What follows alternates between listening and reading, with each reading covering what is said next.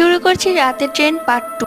আবছা দেখার কারণ চারিদিকে অন্ধকার ছিল। যাই হোক, আমি তো ভয় পেয়ে গেছিলাম, না জানি আবার ট্রেনে ডাকাত পড়েছে নাকি। ইদানিং এইদিকে খুব ডাকাতি হচ্ছে। যাক, ট্রেন আবার চালু হওয়ায় হাঁপ ছেড়ে বাঁচলাম। এত সব ভাবতে ভাবতে আমার পাশের মেয়েটার দিকে তাকানোর সুযোগই পাইনি। সুযোগ থাকলেও কিছুই করার নেই, চারিদিকে যে অন্ধকার। যাক, আমি লজ্জায় গুটিয়ে গেলাম। লজ্জা পাওয়ার কারণ ছিল একটি মেয়ে আর আমি শুধুই একটি কামরায়, তাও অন্ধকারের মধ্যে।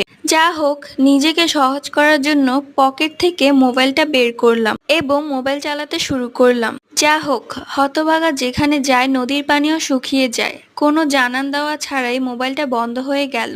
ভাবলাম চার্জ শেষ, কিন্তু বাসা থেকে তো ফুল চার্জ দিয়েই বের হয়েছি। যাক, মোবাইলটা আবার পকেটে রেখে দিলাম। কামরায় আবার অন্ধকার নেমে এলো। পরবর্তী গল্প পার্ট 3 তে।